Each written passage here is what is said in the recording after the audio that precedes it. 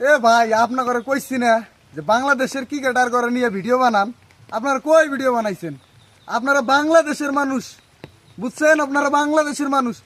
আপনারা আন্দোলন করে দেশের সরকারকে মনে করেন যে এই দেশ থেকে টুট করে অন্য দেশে পাঠাই দিতে পারেন।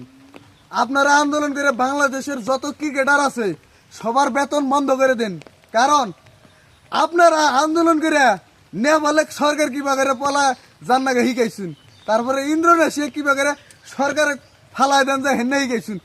এইবার অন্তত পক্ষে বাংলাদেশের ক্রিকেটারের বেতন বন্ধ করে দেন বা বাংলাদেশের ক্রিকেট খেলা বন্ধ করে দেন, ঠিক আছে?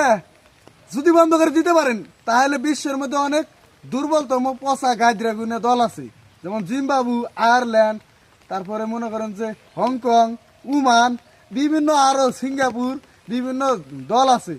এই দলগুলো দেশে উন্নত, কিছু কিছু দল দেশে উন্নত কিন্তু খেলতে পারে না ভালো। আপনারা যখনই আন্দোলন করে এই দেশের বেতন বন্ধ করাইতে পারবেন তখন ওই দেশে আন্দোলন শুরু হয়ে যাব। তোরা পারলে খেল, না পারলে বাদ দে। তখনই কি করব, এরা মনের মধ্যে প্রতিজ্ঞা নিব যে না আমাদের ভালো করতে হবে, তবেই সেনে ইন্ডিয়ার সাথে টক্কর দিতে পারবো। বিশ্বের ভালো ভালো দল দেশগুলা, দেশ ভালো কিন্তু এরা খেলতে পারে না ভালো। ইন্ডিয়া তখন আর কোনো ঠগায় নেওয়ার চান্স থাকবো না। এই দেখেন গত খেলায় কি হলো, পাকিস্তানের সাথে হুদি আউট দিয়ে দেয়। পাকিস্তানের ব্যাটিং এর পায়ে লাগলে আউট। আর ইন্ডিয়ার বেলায় যখন আবার ইন্ডিয়া ব্যাট করে পায়ে না খেয়ে ইস্টামে এলপি হইলেও দেয় না। তা আপনারা আন্দোলন করিয়া এবার অন্তত পক্ষে বাংলাদেশের ক্রিকেট বেতন বন্ধ করে দেন, সবারই বেতন বন্ধ করে দেওয়া হোক।